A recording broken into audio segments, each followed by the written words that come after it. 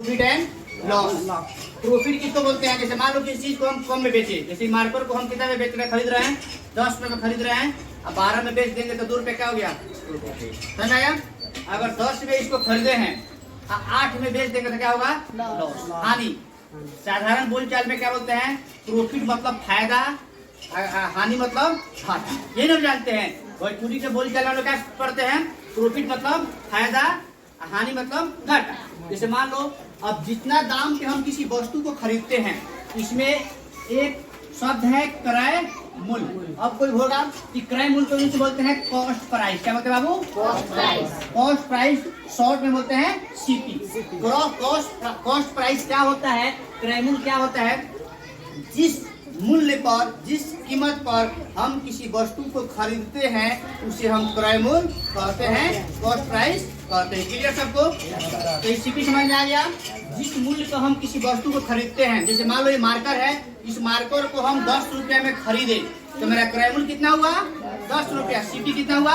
10 रुपया। ठीक। एक शब्द है बाबू विक्रय मूल्य। विक्रय मूल्य इसको बोलते हैं सेलिंग प्राइस। क्या बोलते हैं? Selling price.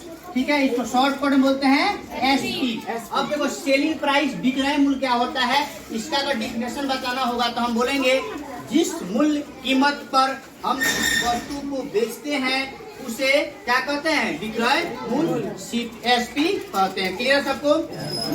एग्जाम्पल समझो। इस मार्कर को मान लो हम 30 रुपया में खरीदे तो मेरा सीपी हो गया 30 रुपया। इस मार्कर पर हम 50 रुपए में बेच दिए तो एसपी कितना हुआ? 50 रुपया।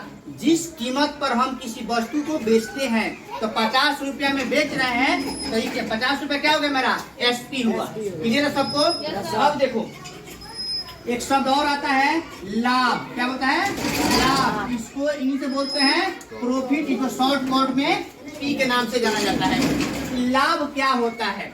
लाभ का अगर डिफिनेशन अगर पूछेगा कोई तो बोलेंगे, ठीक है, बोलेंगे विक्रय मूल्य और क्रय मूल्य के अंतर को क्या कहते हैं? लाभ। अब समझ लो कैसे।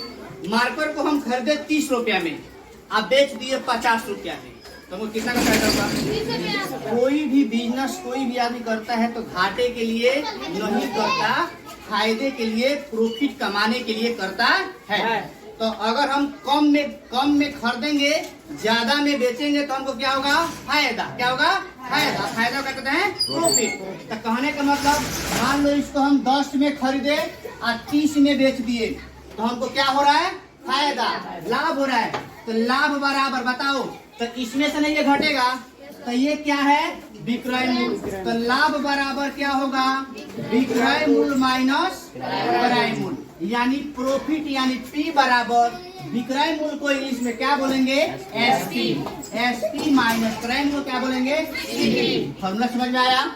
यानी प्रॉफिट पी बराबर एसपी माइनस सीपी। हमको अगर प्रॉफिट परसेंटेज अभी आता है बाबू, क्या आता है? Profit percentage. तो जिसका भी परसेंटेज पूछता है उसको हम रखते हैं ऊपर, यानी प्रॉफिट ऊपर। और जब भी हम परसेंटेज निकालते हैं तो सीपी पर निकलता है। किस पे?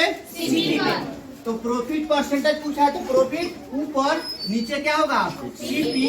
अब देखो फ्रैक्शन को, भिन्न को परसेंटेज में बदलने के लिए हम 100 से क्या करते हैं? गुना।